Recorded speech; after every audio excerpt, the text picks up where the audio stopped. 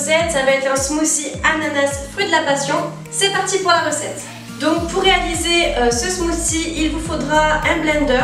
Moi c'est un Moulinex Triple Axe Technologie, mais n'importe quel blender sera très bien pour cette recette. Ensuite, il vous faudra forcément les ingrédients. Donc un ananas, d'ailleurs je le trouve juste trop mignon. Ensuite, il vous faudra aussi donc un fruit de la passion.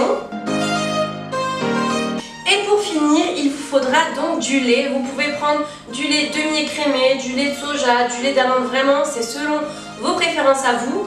Moi personnellement, je vais prendre du lait de soja nature. Moi c'est la marque Bio Village de Leclerc, mais vraiment ça c'est selon vos préférences à vous. Alors pour commencer, on va tout simplement couper l'ananas en petits cubes afin de le mettre dans le blender. Donc pour couper, moi personnellement j'utilise une planche à découper et ça c'est un couteau pour le pain, mais je trouve que c'est hyper pratique, donc j'utilise ça.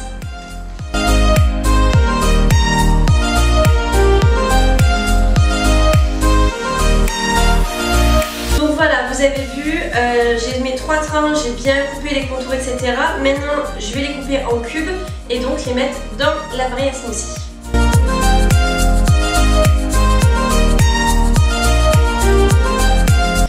Je les ai pris avec mes mains et non directement avec la planche à découper, tout simplement parce que j'ai énormément de jus et j'ai peur que ça coule de partout.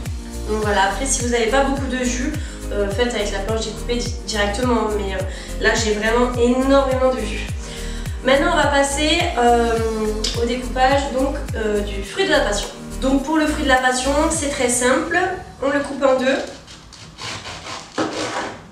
On a tout simplement notre fruit et on va donc avec une petite cuillère le mettre dans l'appareil à smoothie. Une fois qu'on a mis le fruit de la passion dans le blender, on va s'occuper donc maintenant du lait. Donc comme j'ai dit, c'est selon vos préférences.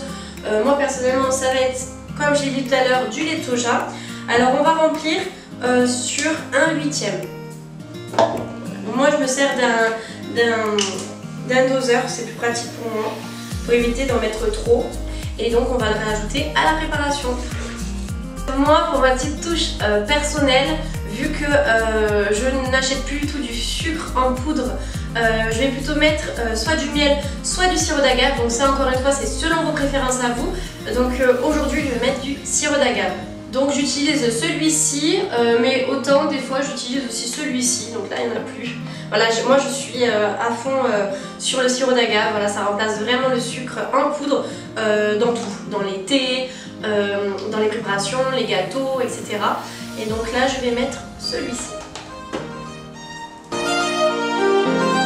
On a rajouté tous les ingrédients, maintenant il ne reste plus qu'à mixer le tout. Attention à bien mettre le couvercle, on ne sait jamais. On va donc maintenant le goûter ensemble. Déjà rien que l'odeur, c'est super. C'est trop bon. Alors moi j'ai mis les fruits au frais avant pour éviter de mettre des glaçons parce que j'aime pas quand c'est trop frais. Mais si vous n'avez pas mis les fruits au préalable, mettez des glaçons en plus, mais c'est juste une tuerie. C'est super bon. J'espère que cette vidéo vous plaira. On se retrouve samedi prochain pour une nouvelle vidéo. N'hésitez pas à liker, à vous abonner. Bisous bisous.